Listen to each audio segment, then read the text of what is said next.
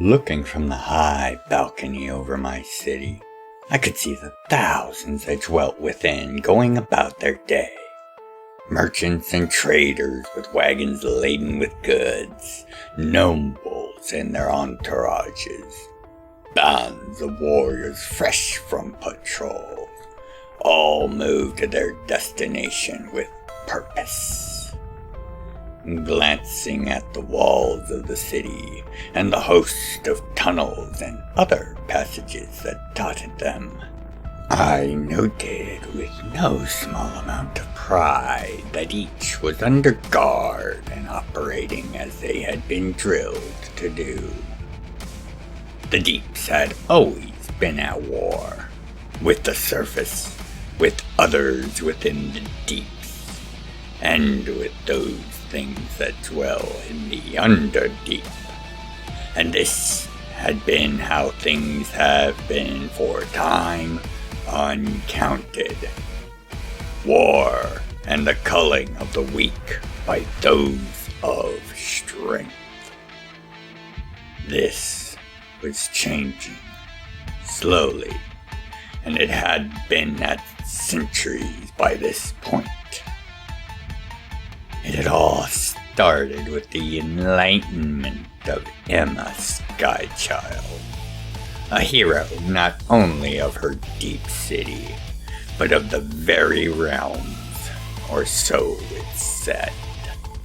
She, along with her husband Killian Skychild, of the divine line bearing the same name, had discovered and reclaimed the Expedus Primus. This garnered her a great deal of clout and support from sectors normally hostile to any from the deeps, and she has been using that to rehabilitate her cursed kin and bring them into peace with the surface, as well as bringing war to any that felt opposed to her reforms. She has succeeded in unifying a not insignificant portion of our people behind her cause. And now just over half of the deep cities are now in various stages of reforms.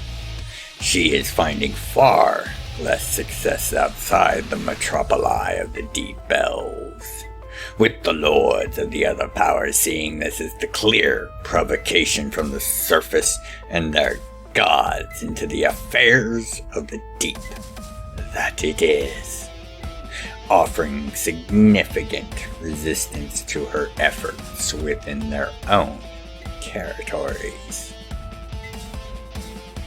The lords of many of the loyal and proper deep elves and the deep cities that they rule have chosen to ally with the other powers of the deeps to deal with this threat, with myself as the representative of our people.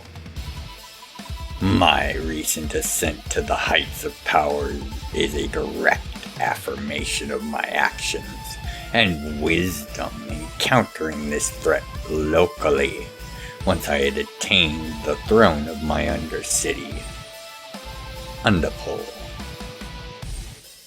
Later this day I would be speaking to the assembled conclave of the deeps on our plans for the combined efforts against both the surface and the infestation they have brought to our deeps. Looking over my city once more, I knew the fires of war would soon bring it power, wealth, and fame beyond measure.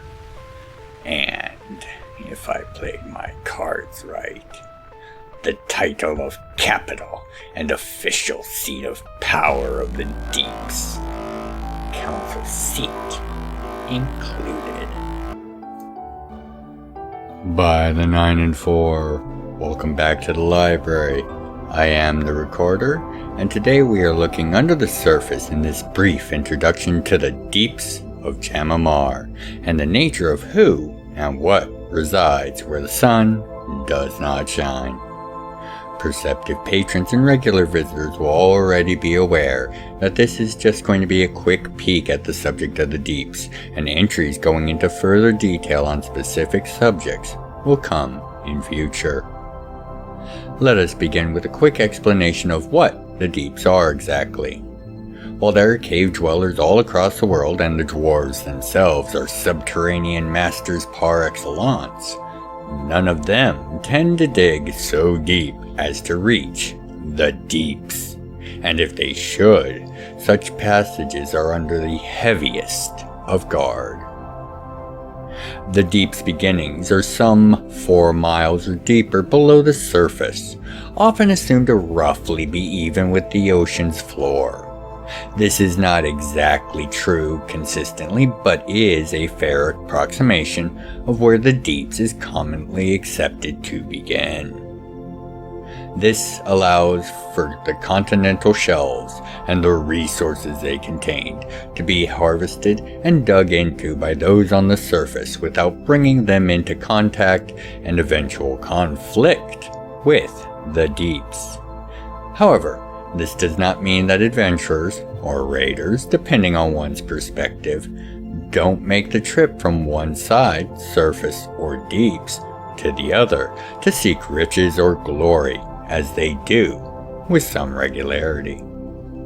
However, the number of persons doing so is for all practical purposes insignificant, with less than a few dozen a year making the crossing in either direction, with aims beyond that of mercantile.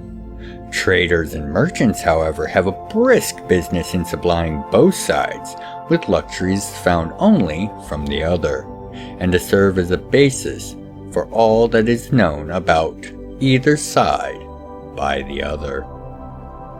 The vast area encompassed by the deeps is hard to quantify or map, as it is made up of cave networks, cavern cities, and great underseas, all of which rarely, if ever, share much in the way of relative depth or arrangement to each other. Miles of tunnels up and down, caverns holding entire metropoli, and of course the rivers and deep seas that are a vital part of the travel connections between the various parts of the deep.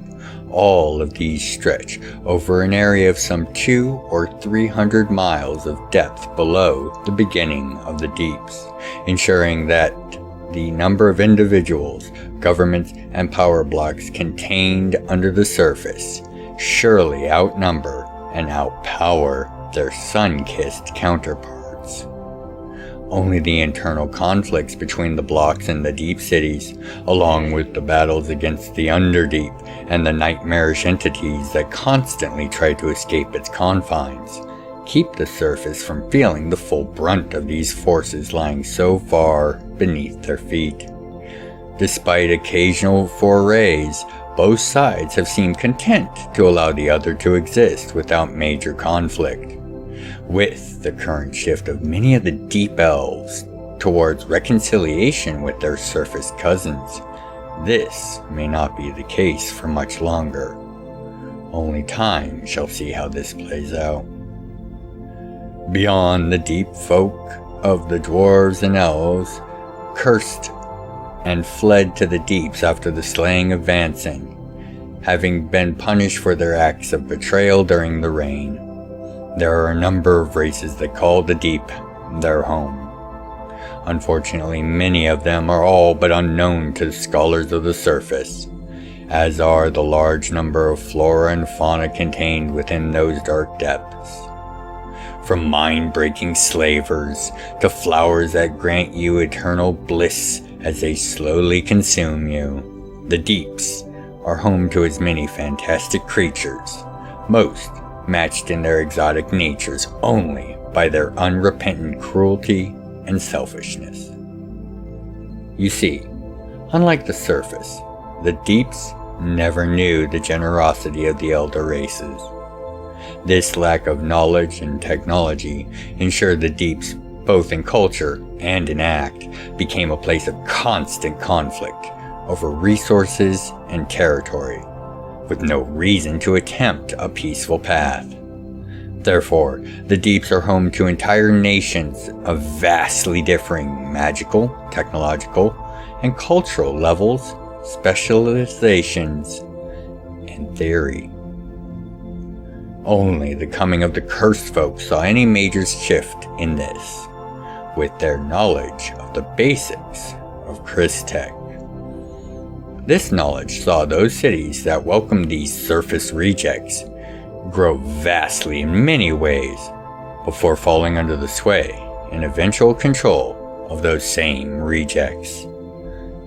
You see, the line of betrayers, as the Cursed Folk are sometimes called, took their moniker to heart and established themselves through the most intricate or bloody deceptions and infiltrations, sharing knowledge to embolden and build up a population into a power before usurping it for themselves.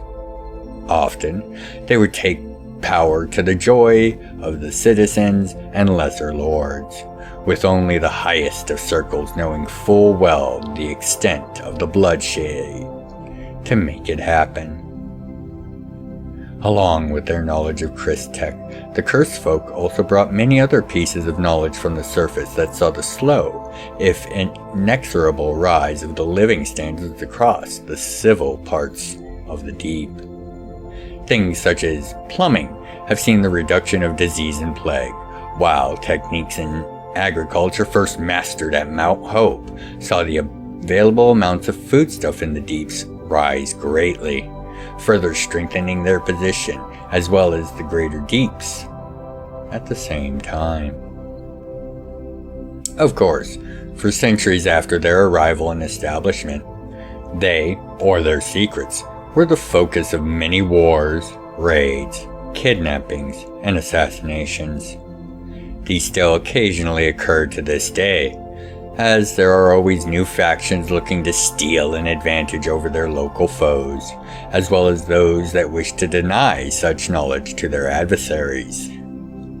Conflict over the product of these advancements is far more common, with raids on caravans and merchants being commonplace within the Deeps. Nowadays, a balance has evolved between most of the major centers of power, with only the occasional war between them directly, with far more conflict on the more numeric, but far less advanced minor powers, in order to keep their borders and trade routes secure.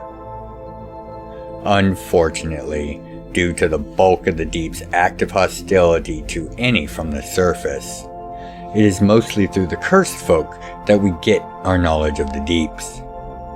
While there is no shortage of records to avail oneself of from their exploration and their conquests, there is a distinct slant and angle to those records. It is only in the areas of research and academics where this slant can be seen the least. And from what records have been obtained, it is clear that there are vast resources contained in the depths of the Deeps. Metals, gems, plants and animals that are not present on the surface. Samples of such products command enormous prices at market and can range from culinary delights, to rare reagents for magical purposes, to unique and exotic pets. On that note, I do hope you now have a better understanding of what the Deeps are and what the general disposition and state it exists in at the current time. That being one of constant, if subdued, conflict, with the prospect of greater conflict than has ever been recorded in the history of the dark archives of the Deep Cities on the horizon. As always, my perceptive patrons, I want to extend my heartfelt thanks for your time and interest in these entries and the realms in total. Thank you.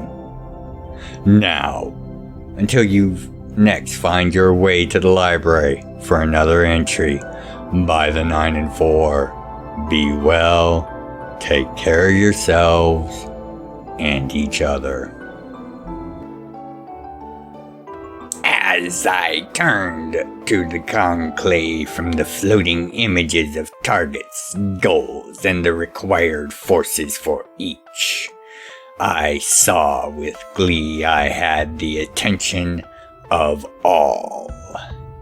I had spent some time covering the rough outlines for the campaign to come, to assure each party of their gains, and explain their duties to obtain them. While few were on board with the entirety of the plan, all were sufficiently motivated by those parts that offered vast wealth, territory, or other spoils for themselves to go along with the entirety of the plan to assure them. It didn't hurt that all were under the fullest of understandings that if any were to betray the conclave, then the entirety of the rest would feast on their bones before absorbing their holdings and carrying on as if nothing had happened. Our hatred for our mutual foes far outshined any discontent we had for each other. For now, at least. Once the work was done, there would be consolidations to attend to. But that was a matter to be dealt with only after victory had been achieved. With a few final words, I broke the conclave and watched as each representative stood to leave, with oaths of their compliance with the plans and timetables gladly, if not giddily made. None questioned the year-long build-up, nor the vanguard forces each would be sending for my use. And it was clear why. The fact that any failure, no matter how slight, would leave me open to being replaced. After being murdered, most likely. The hard work of calling and obtaining the force of the conclave was now done. And so long as someone could claim leadership of it, it would continue until this conflict had passed. That was the way of the deeps. The strong cull the weak. If you'd like to contribute to the further exploration and explanation of the realms, please consider leaving a comment, a like, and sharing the video around. I read all the comments and make efforts to reply to each. Thank you for helping to grow the channel, and know I look forward to each and every one of your comments. Other methods of support can be found in the channel's description. Thank you for watching,